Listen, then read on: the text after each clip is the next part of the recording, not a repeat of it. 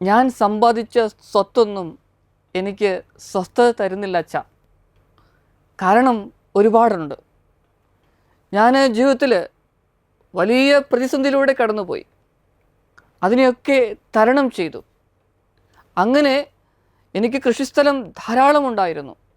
ഞാൻ നന്നായി അധ്വാനിച്ചു.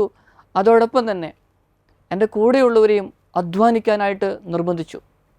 പക്ഷേ ഞാൻ അവർക്കൊക്കെ വേണ്ടത്ര കൂലി കൊടുത്തോ എന്ന് എനിക്ക് അറിയത്തില്ല. വലിയ മാനസിക സംഘർഷമാണ്. മക്കളെയൊക്കെ നല്ല വിദ്യാഭ്യാസമൊക്കെ കൊടുത്തു, വിദേശ രാജ്യങ്ങളിലേക്ക് അവരെയൊക്കെ പറഞ്ഞയച്ചു. പക്ഷേ ഇന്നെനിക്ക് സമ്പത്തുണ്ട്, സ്വസ്ഥതയില്ല. ഈ ഒരു അവസ്ഥയിലൂടെയാണ് കടന്നു പോകുന്നത്. അദ്ദേഹം കൂട്ടിച്ചേർത്തു, ഞാൻ ഈ ഡിവൈൻ ധ്യാന കേന്ദ്രത്തിൽ വന്ന് പ്രാർത്ഥിച്ചു വച്ചു. അപ്പോൾ എനിക്ക് മനസ്സിലായി, അതായത് ഞാൻ അർഹിക്കാത്ത സമ്പത്ത് ഞാൻ കൂട്ടിവെച്ചിട്ടുണ്ട്.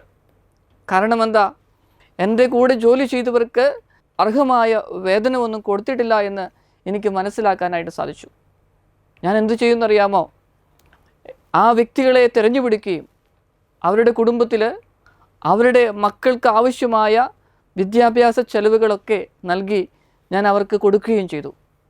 കുറേ കഴിഞ്ഞപ്പം എൻ്റെ മനസ്സിന് പതുക്കെ സ്വസ്ഥത, ശാന്തത അനുഭവിക്കാൻ സാധിക്കുന്നു വെച്ചാ എന്ന് ഒരു വ്യക്തി എന്നോട് പങ്കുവയ്ക്കുകയുണ്ടായി. സ്നേഹമുള്ളവരെ, നമുക്കറിയാം ദൈവത്തിൻ്റെ കൽപ്പന മോഷ്ടിക്കരുത് എന്നുള്ളത്. പക്ഷേ നമ്മൾ നേരിട്ടൊന്നും ചെയ്തില്ലെങ്കിൽ പോലും നമ്മുടെ പ്രിയപ്പെട്ടവർക്കൊക്കെ കൊടുക്കേണ്ട അർഹമായ കാര്യങ്ങൾ, കൂലി, വേതനം ഒക്കെ കൊടുക്കാതെ പിടിച്ചു വെച്ച് നമ്മൾ തന്നെ വലിയ രീതിയിലേക്ക് എത്തുവാനായിട്ട് ശ്രമിക്കുമ്പം ഇതുപോലുള്ള കാര്യങ്ങളിലൂടെയാണ് ജീവിതം കടന്നു പോകുന്നത്. അതോടൊപ്പം നമുക്കറിയാം, നമ്മുടെയൊക്കെ നിലനിൽപ്പിന് വേണ്ടിയിട്ട് കള്ളസാക്ഷ്യം പറയുമ്പോൾ മറ്റുള്ളവരുടെ നീതി ഇല്ലാത്ത രീതിയിൽ, അവർക്ക് നീതി കൊടുക്കാത്ത രീതിയിൽ എൻ്റെ സാക്ഷ്യങ്ങൾ മാറുമ്പോൾ ഞാൻ ദൈവസന്നിധിയിൽ പാപം ചെയ്യുകയാണ് ചെയ്യുന്നത്. പിന്നെ നമുക്കൊക്കെ ജീവിതത്തെക്കുറിച്ച് പ്രതീക്ഷയുണ്ടാവണം, ആഗ്രഹങ്ങളുണ്ടാവണം, മോഹങ്ങളുണ്ടാവണം. പക്ഷേ ആ മോഹങ്ങളൊക്കെ കരകവിഞ്ഞ് ഒഴുകുമ്പം അത് പ്രത്യേകിച്ച് അന്യൻ്റെ വസ്തുക്കളിലേക്കായിരിക്കാം, അല്ലെങ്കിൽ അന്യൻ്റെ ജീവിത പങ്കാളിയിലേക്കായിരിക്കാം ആ മോഹങ്ങളൊക്കെ പോകുന്നത്. അതൊക്കെ അതിർവിട്ടതാണ് പ്രിയപ്പെട്ടവരെ. ജീവിതത്തിൽ സന്തോഷം അനുഭവിക്കണമെങ്കിൽ ദൈവത്തോട്, ദൈവിക സംവിധാനങ്ങളോട്, ദൈവിക കൽപ്പനകളോട് ചേർന്ന് നിൽക്കുവാനായിട്ട് സാധിക്കട്ടെ.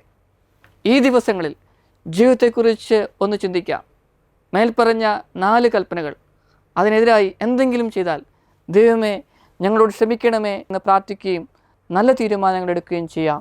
ദൈവം നമ്മെ അനുഗ്രഹിക്കട്ടെ. ആമേൻ.